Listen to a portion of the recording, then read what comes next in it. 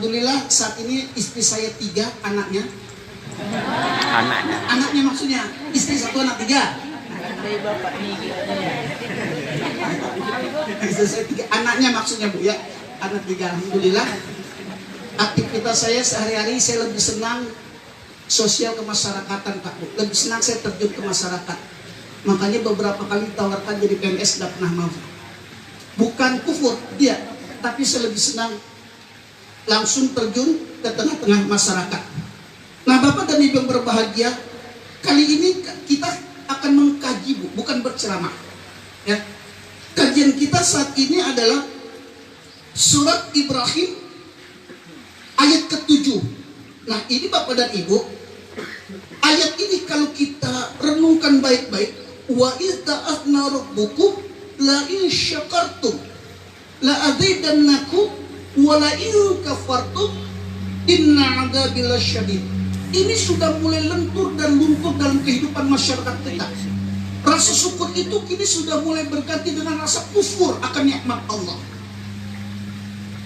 Nah karena itu kalau kita perhatikan baik-baik dalam kehidupan, ada banyak keterbalikan kita umat manusia dalam mengarungi kehidupan ini, di mana kita lebih bisa meraba kesulitan daripada meraba kemudahan. Kita manusia kadang lebih pandai memikirkan beban hidup ketimbang keringanan hidup yang pasti lebih banyak Allah yang pasti lebih banyak Allah berikan. Dan kita lebih sering memandang kehidupan ini hanya dari sudut pandang penderitaan, tumpukan masalah dan beban jiwa yang sangat berat. Nah tapi kita jarang Pak Bu, bahkan kita sering lupa untuk melihat kehidupan ini dari sisi kelapangan, kesenangan, kemudahan. Yang lebih banyak ada di benak kita selama ini apa? Susah, susah, susah. Lihat masyarakat kita Pak Bu. Hari ini kalau tanya bagaimana sekarang? Payah. Pedagang payah. Pengusaha susah. Jarang ada orang mengatakan alhamdulillah. Jarang. Yang ada sekarang apa? Susah. Makanya hidupnya nggak berkah. Sehingga banyak orang mengatakan hidup ini teramat sangat pahit. Bahkan pahitnya melebihi daripada pahitnya buah pare. Nah itulah kenyataan yang sering kita jumpai dan kita hadapi dalam keseharian.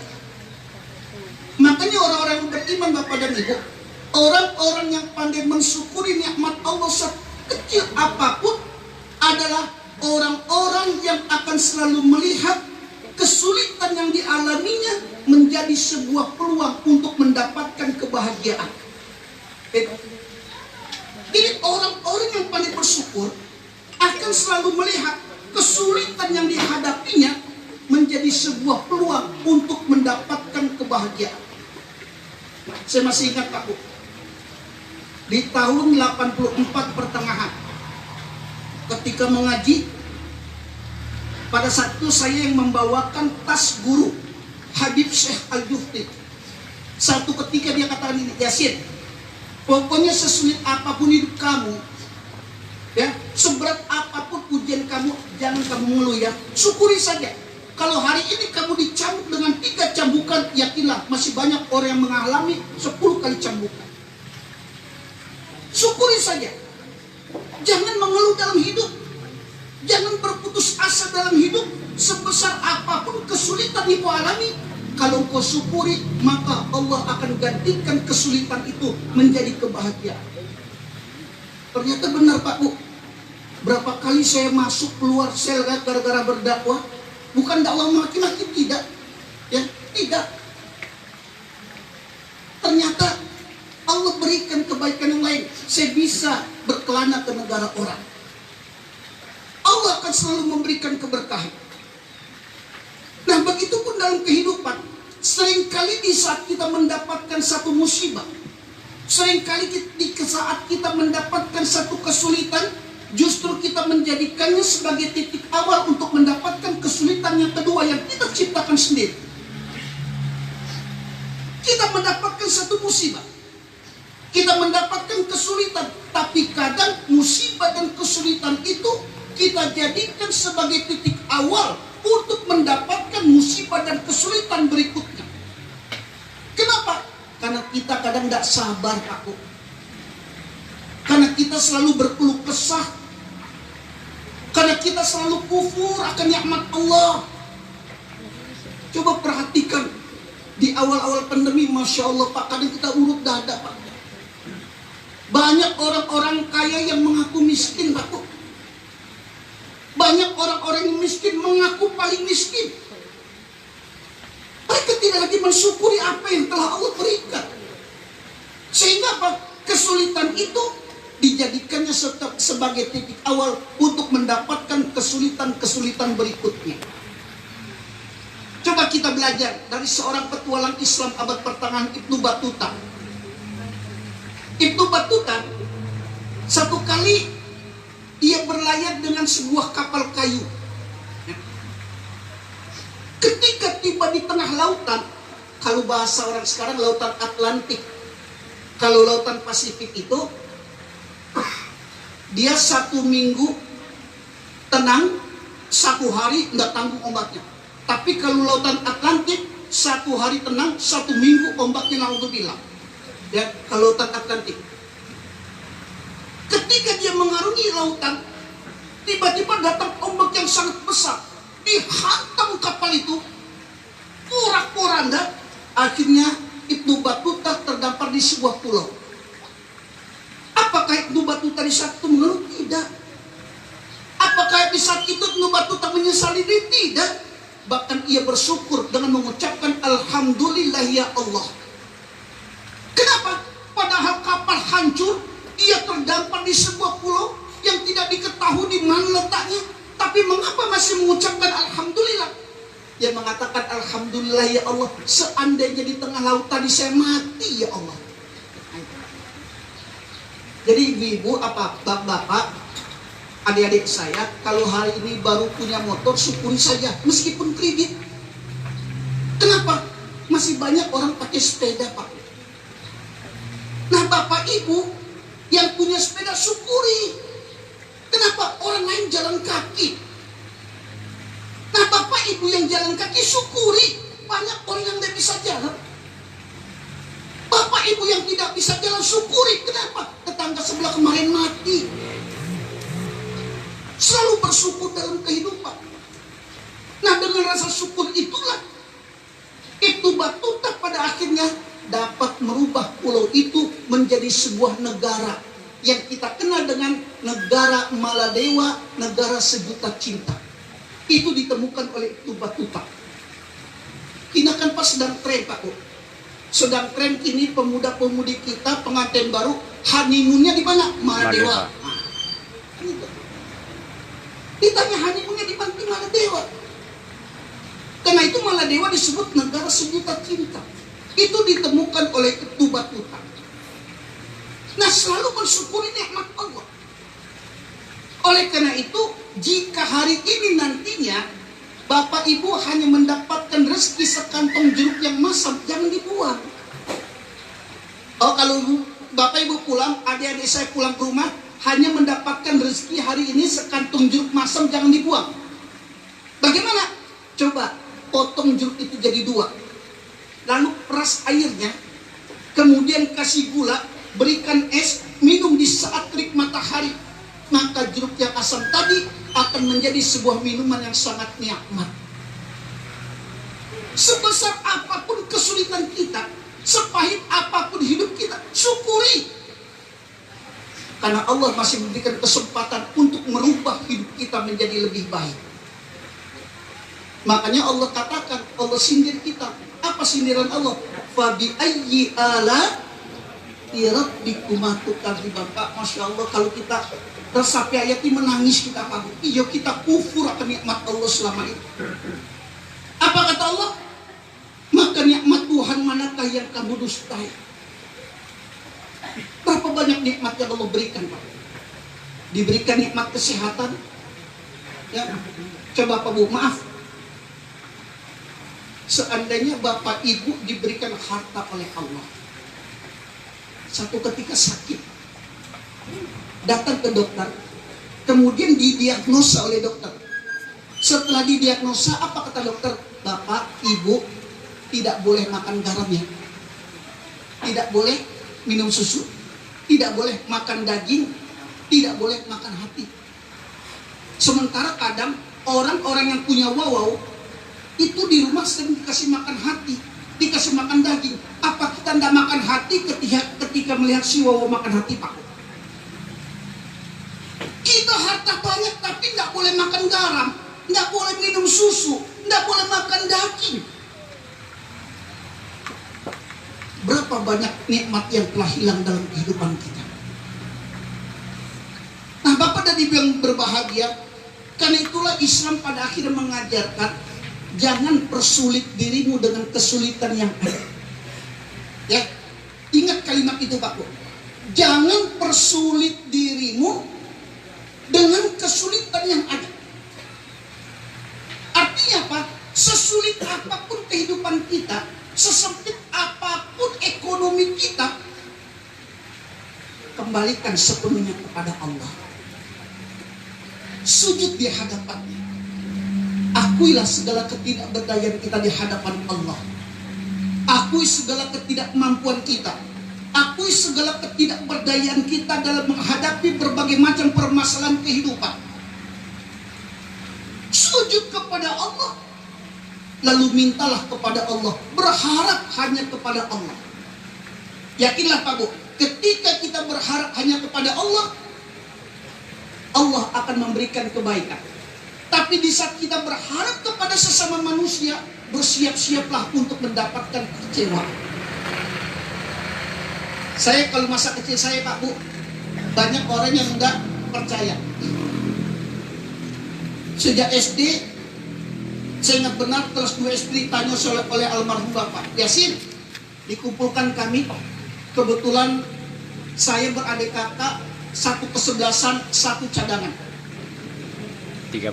Berapa orang bro? 13. 12. Yang kena kartu merah 4.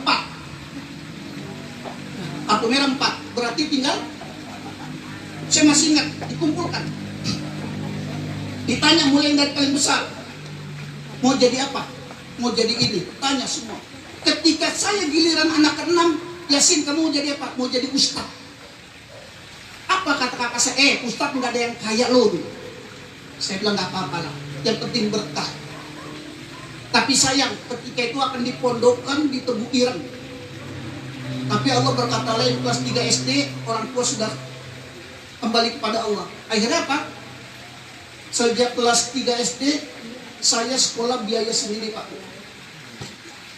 Pulang sekolah, ganti pakaian, pakai kaos di belakang sekolah, lalu jualan koran. Jualan TTS. Apa kalau kita di sini yang dekat koran. Sampai tamat SD. SMP, saya jadi pembantu. Tukang kebun, sekaligus merawat 1 ekor wawol. Sering disuruh pergi ke pasar. Makanya di sana saya bisa masak. Siapa yang tuannya itu? Promotor tinju Anton Sihotang. Dulu LSP kaldanya Pak. Kebetulan di depan rumah. Untuk apa? Untuk biaya sekolah. SMA, pulang sekolah, jadi kenek. Ya, tukang ngaduk semen, bawa pasir. Di mana? Sekarang pabrik Bimoli Pak, di Bogasari. Untuk sekolah. Alhamdulillah dengan itu, ternyata Allah berikan keberkahan. Satu saja kuncinya. Ketika orang tua kita mengatakan berkah. Bapak dan Ibu yang dirahmati Allah Subhanahu wa Ta'ala, untuk itu mari kita coba merenung sejenak Pak. Kita coba pejamkan mata, lalu hadirkan bagian-bagian episode kehidupan yang telah kita lalui. Sudah berapa banyak kebaikan-kebaikan yang telah diberikan Allah dalam kehidupan kita. Berapa banyak Allah Subhanahu wa Ta'ala memberikan nikmat-nikmat dalam kehidupan kita. Berapa banyak kebaikan itu diberikan oleh Allah, dibentangkan di hadapan kita sehingga kita mampu meraih kebaikan itu. Betapa sayangnya Allah kepada kita, ya, yang menyelamatkan diri kita dari mara bahaya, membesarkan diri kita dari sulbi orang-orang tua kita sebagai orang Islam, memberikan lisan sehingga kita mampu berbicara dengan fasih, menghamparkan jalan di hadapan kita dengan sangat jelas dan terang benderang. Itu yang patut kita camkan baik-baik, Pak. Nah, setelah itu coba rasakanlah peristiwa hidup mana yang begitu menggelayut berat dalam jiwa kita. Peristiwa hidup mana yang ternyata bernilai kemudahan. Kemudian yang terakhir, tadabburkan firman Allah, Pak. Yakini janji Allah Subhanahu wa taala dalam Al-Qur'an. Apa janji Allah? Fa inna ma'al usri yusra. Masya Allah, Pak. Masa kita tidak yakin, Pak? Kalau janji caleg kita yakin kok.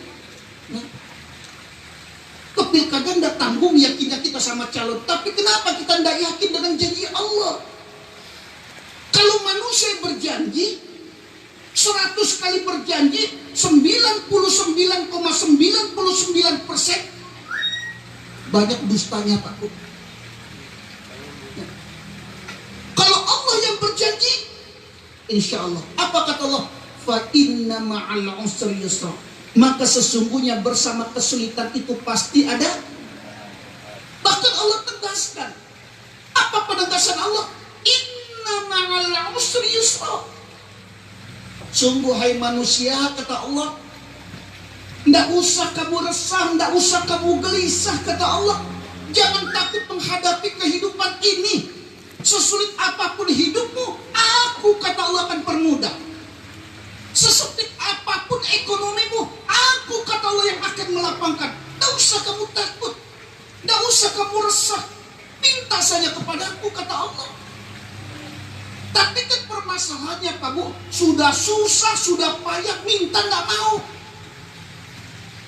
Kan itu parah, Pak Bu. Hidup sudah susah, ekonomi sudah payah, sholat nggak mau. Ya. Kalau orang kaya nggak sholat wajar, Pak Bu. Mungkin disibukkan oleh hartanya. Tapi kalau orang susah nggak sholat itu kurang ajar. Ya. Nah, minta kepada Allah. Inna ma'al usri yusra. Sungguh hai manusia, kata Allah, bersama kesulitan itu pasti ada kemudahan. Tergantung kita mau atau tidak merubah hidup ini. Yakinlah, Pak Bu, hidup kita tidak akan pernah berubah ketika kita tahu tidak mau merubahnya. Bagaimana merubah kehidupan ini? Kembali kepada Allah. Nah, tapi pertanyaannya adalah, adakah bagian penderitaan itu lebih dominan dalam kehidupan kita? Atau bagian keringanan, kemudahan, kelapangan yang lebih banyak kita rasakan? Kalau seandainya, Pak Bu, saat ini saya tanya kepada Bapak Ibu, berapa usia Bapak Ibu kita? Oh, taruhlah ada yang 20, 30, 40, 50, 60, 70, 80, 90 tahun. Nah, selama hidup sampai detik ini Bapak Ibu hadir di sini, kira-kira mana yang lebih banyak Bapak Ibu rasakan? Kesulitan atau kemudahan? Mana yang Bapak Ibu banyak rasakan dalam hidup ini? Mulai dilahirkan dari rahim orang tua sampai detik ini, mana yang lebih banyak Bapak Ibu rasakan? Kemudahan atau kesulitan? Kemudahan, Pak Bu. Tapi banyak orang mengatakan sulit, Ustaz. Sejak kecil sampai kini hidup saya sulit terus. Itu tanda orang kufur, Pak. Kenapa begitu? Coba saya analogikan. Seandainya besok pagi, ya, besok pagi ibu di rumah, datang bos Canta ini ke rumah Bapak Ibu. Ketok itu, assalamualaikum, waalaikumsalam. Lalu kata bos Canta ini, ibu, ini saya kasih uang 50 juta, mau dah? Dikasih uang, nih uang untuk kamu 50 juta, mau dah? Mau. Tapi tukar dengan satu telinga. Mana yang Bapak Ibu pilih? 50 juta atau satu telinga? Telinga. Masya Allah, betapa besarnya nikmat Allah itu, Pak Bu. Ibu diberikan oleh Allah harta puluhan miliar, tapi ibu sakit-sakitan terus. Mau enggak? Nah, Pak Bu. Kenapa? Betapa besarnya nikmat Allah itu, Pak Bu. Jadi untuk belajar jin datang ke rumah sakit Pak Bu. Bukan masuk rumah sakit. Lihat orang-orang yang bergelimpangan di atas tempat tidur. Alhamdulillah ya Allah, ternyata Allah masih memberikan kesehatan pada saya. Berapa banyak saudara-saudara kita ya yang terkontaminasi, terinfeksi oleh si corona. Bersyukur kita masih diberikan kesempatan oleh Allah. Syukuri. Jadi nikmat itu bukan hanya harta, kesehatan kita merupakan nikmat. Ya. Kita masih bisa merasakan sesuatu nikmat. Syukuri. Nah, mari kita coba kembali belajar Pak Bu. Belajar dari seorang salafus saleh. Ya. Dari sini saya tidak menyindir. Ya, saya tidak ada maksud menyindir Bapak dan Ibu, cuma sedikit menyinggung saja. Ya. Sama aja Pak. Ada seorang salafus soleh, pengemis tua. Kedua kakinya lumpuh Pak. Ini terjadi di Madinah. Kedua kakinya lumpuh. Dia hanya bisa menggerakkan satu tangan kanan saja. Matanya juling. Apa juling bahasa Minang? Sela ya. Nah, kedua matanya juling. Satu ketika ia sedang bersandar di pohon kurma di Madinah. Ya, ketika itu dalam riwayat tidak jauh dari Masjid Quba. Memang ada nanti kebun kurma di dekat Masjid Quba itu yang paling bagus. Tapi kadang ketika umroh, dibawanya ke tempat yang lain Pak Bu. Padahal yang paling bagus kebun kurma itu di dekat Masjid Quba. Ya. Jadi nanti kalau Bapak Ibu ingin ke sana, kasih tahu saya saja. Kita bisa berangkat sama-sama nanti, berangkat umroh. Dengan satu catatan, bayar, nggak dibayarin loh. Sedang duduk di kebun kurma, datang seseorang memberikan 3 butir kurma ajwa. Ya. Kurma ajwa. Pada saat dia diberikan 3 butir kurma, mau dimakan kurma itu, nggak jadi. Kenapa? Terdengar ada tangisan seorang anak. Akhirnya dicari dari mana arah suara tangisan itu. Diseret tubuhnya. Di tengah perjalanan ia melihat seorang anak kecil yang sedang menangis dengan memegagi perutnya. Lalu tanya, "Nak, kenapa kau menangis?" Dijawab oleh anak ini, "Pak, Tuan, sudah 3 hari ini tidak sedikit pun makanan yang masuk ke perut saya. Sudah 3 hari ini tidak setetes pun air yang membasahi kerongkongan saya, Tuan. Sakit saya, lapar saya, haus saya. Kalau malam saya kedinginan, siang kepanasan." Nah, itu Madinah. Madinah kalau Januari, ya mulai Desember, tapi puncaknya nanti di Januari sampai Maret itu dinginnya Masya Allah Pak Bu. Beda dengan di Eropa Pak. Kalau di Eropa, maaf, saya pernah mengalami -5 di Rusia ketika itu. Ya. Masak air panas mendidih, ditaruh, tidak sampai 2 menit sudah dingin kayak es. Tapi dingin di Madinah, Masya Allah Pak. Ya, itu menusuk tulang. Kalau di negara-negara lain dingin paling di lahirnya kita rasakan, di kulit. Tapi di Madinah itu sampai menusuk tulang kalau dinginnya Pak. Malam saya kedinginan, siang kepanasan. Susah saya Tuan. Pengemis itu tersenyum. Apa katanya? "Nak, ambillah kurma ini, makan olehmu." Diambil kurma itu, makan habis. "Ambillah kantung air ini, Nak, minum olehmu." Diminum air itu habis. Lalu apa kata pengemis ini?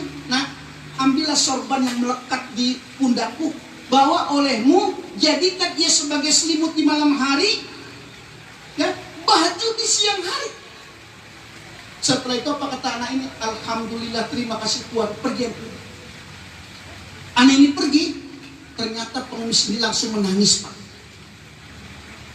Kenapa menangis? Apakah dia merasa kurma itu sudah habis? Tidak. Ia menangis ternyata selama ini ia kufur akan nikmat Allah. Kenapa? Dia katakan, "Ya Allah, sudah 2 hari ini saya belum makan ya Allah. Sudah 2 hari ini saya belum pernah minum ya Allah. Tapi masih ada seorang anak yang 3 hari 3 malam tidak makan dan tidak minum. Alhamdulillah ya Allah, ternyata Engkau masih memberikan kebaikan kepadaku." Masya Allah. Kadang kita pagi belum sarapan, kalang kabutnya naudzubillah Pak Bu. Kalau hari ini kita susah, banyak saudara kita yang lebih susah Pak Bu. Kemudian apa? Ia kembali seret tubuhnya. Ketika masuk sholat zuhur, ia melaksanakan sholat zuhur berjamaah. Selesai sholat zuhur, pengemis ini menyeret tubuhnya ke pojok kanan masjid untuk berdoa. Kenapa? Agar doanya tidak didengar orang. Apa doa yang dipanjatkan?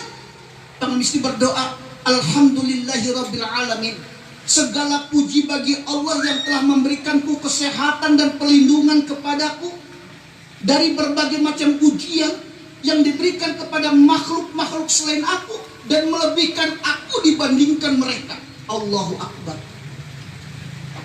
Padahal kakinya lumpuh, matanya juling, hidupnya susah, tapi masih sempat berkata, yang melebihkan aku dibandingkan orang lain.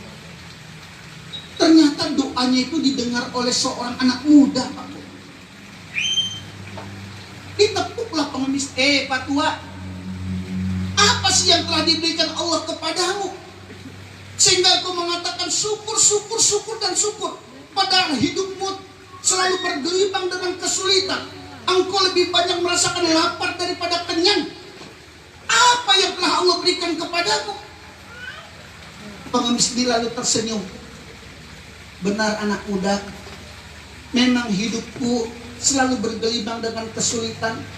Hidupku selalu berada dalam kesempitan, tapi aku masih bersyukur kepada Allah karena ternyata Allah masih memberikan kesempatan kepadaku untuk berbuat kebaikan. Sementara banyak manusia yang diberikan kemewahan, diberikan kekayaan, tapi mereka tidak pernah mampu berbuat kebaikan.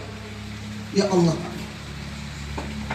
Nah, dari sini saya ingin mengajak kepada ibu, ya, ingin memberikan satu rahasia. Mau nggak jadi orang kaya Pak Bu? Mau nggak jadi orang kaya? Mau nggak? Bagaimana caranya? Kata Rasul, wallahu fi 'anil 'abdi ma kana al-'abdu fi 'ani akhi. Bukan jadi caleg Pak Bu, bukan. Bukan mencalonkan diri jadi bupati, jangan. Biayanya mahal Pak Bu. Kata Rasul apa? Untuk menjadi orang kaya, wallahu fi 'anil 'abdi ma kana al-'abdu fi 'ani akhi. Allah akan selalu menolong kamu selagi kamu gemar menolong orang lain. Allah akan selalu mempermudah hidupmu selama engkau gemar mempermudah orang lain.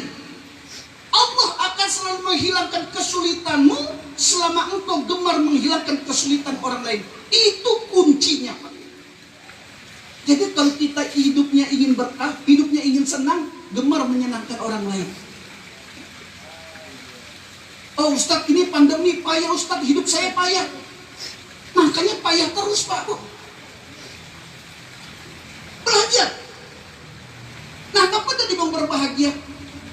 Benar anak muda, kedua kakiku lumpuh, mataku juling, tapi aku bersyukur masih diberikan kesempatan oleh Allah untuk menyeret tubuh ini mendatangi rumah Allah dan sujud di hadapannya. Sementara banyak manusia yang diberikan kedua kaki, diberikan kedua tangan, diberikan kedua mata, diberikan kesempurnaan tubuh, tapi mereka tidak pernah mampu mempergunakannya untuk datang ke rumah Allah dan sujud di hadapannya. Masya Allah Pak.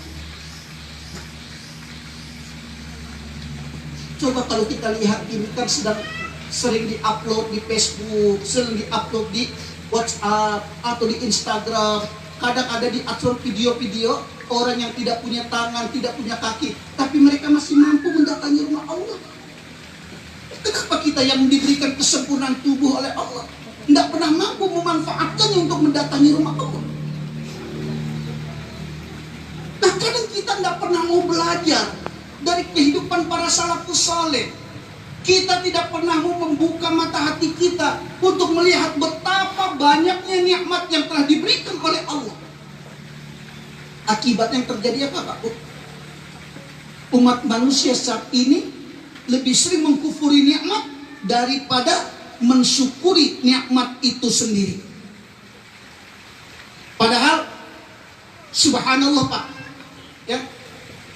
Tidak pernah sehari dan sesaat pun kita terlepas diri dan hidup ini dari nikmat-nikmat yang diberikan oleh Allah.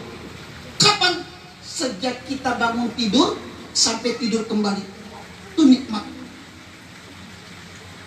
Saya pernah ketika masih sering main bola, Pak. Sebelumnya saya sering main bola, menjadi penjaga gawang. Karena dulu masih sekolah, saya pernah di Persitara, kemudian di Persija Junior di Jakarta ketika itu. Saya main bola di sini dengan pemerintah daerah, kawan-kawan, jadi penjaga gawang. Satu ketika saya tanya sama Dr. Paul. Dr. Paul ini, beliau ketika itu baru pensiun dari Kepala Dinas Kesehatan. Pak Dokter, kalau susah tidur itu apa obatnya? Dia bilang, kenapa Ustaz? Enggak, saya nanya saja. Waduh Ustaz, kalau penyakit susah tidur itu berbahaya Ustaz. Sangat berbahaya. Benar dokter? Iya. Memang kenapa Ustaz? Enggak, alhamdulillah, berarti saya masih diberikan nikmat oleh Allah. Tidur itu senang. Penyakit susah tidur sangat berbahaya Pak Bu. Nanti penyakit ini akan banyak di 2024 pasti. 2024 orang akan banyak mengalami penyakit susah tidur. Nah, nikmat Allah berikan mulai dari bangun tidur sampai tidur kembali. Dimanapun kita berada, di kebun, di kantor, di sekolah, nikmat Allah tidak pernah berhenti. Ya, diberikan kita segala fasilitas untuk menunjang kehidupan. Tidak pernah Pak, Bu, Allah mengutus malaikat Jibril untuk menagih pajak matahari, tidak pernah. Coba tanyalah sama manajemen sini, pernah enggak malaikat Jibril datang untuk menagih pajaknya? Enggak pernah Pak Bu. Kita diberikan berbagai macam nikmat. Nah, nikmat-nikmat yang banyak itu tiap hari kita kecap, tiap hari kita nikmati. Tapi sayang kita kadang enggak pandai bersyukur Pak. Ya. Kita kadang enggak pandai bersyukur. Wajar kalau kemudian Rasul mengingatkan, innallaha la yumatti'u bin ni'mati ma sya'a. Perhatikan baik-baik kali ini Pak Bu. Camkan oleh kita. Apa kata Rasul? Innallaha la yumatti'u bin ni'mati ma sya'a. Sesungguhnya Allah pasti akan memberikan kemurahan nikmatnya. Pasti. Kepada siapa? Yang dikehendaki Allah. Siapa yang dikehendaki Allah itu? Orang yang pandai bersyukur. Siapa mereka? Orang-orang yang selalu berterima kasih kepada Allah dengan mengikuti perintahnya, meninggalkan segala larangannya. Nih adik-adik saya, para karyawan sini, ya, semua kalian sudah diberikan fasilitas musola, diberikan fasilitas untuk ibadah. Sementara banyak tempat yang tidak diberikan fasilitas itu. Diberikan fasilitas ibadah secara tidak langsung, kalian diberikan amanah oleh pemilik cantai ini. Kalian semua nih tempat sholat, pakai, pergunakan untuk sujud kepada Allah. Ketika kita tidak pergunakan, ingatlah, akan ada tuntutan nantinya di pengadilan Qadiro Gujali di pada mahsyar nanti di hadapan Allah. Berapa? Makanya kata Rasul, fa'idza lam yashkuru, ketika kamu tidak lagi bersyukur, ketika kamu tidak lagi berterima kasih, ketika kamu tidak lagi mau mengikuti segala perintah Allah dan meninggalkan segala larangan Allah, qallabaha alaihim adzaba. Maka pasti kata Rasul, hidupmu akan terus sulit, hidupmu akan terus susah. Kebahagiaanmu akan diganti oleh Allah menjadi kesulitan. Kelapanganmu akan diganti oleh Allah menjadi kesempitan. Kemudian yang terakhir, saya ingin menyampaikan kepada kita semua satu hadits qudsi. Apa kata Allah? Malam yashkur ala na'mai.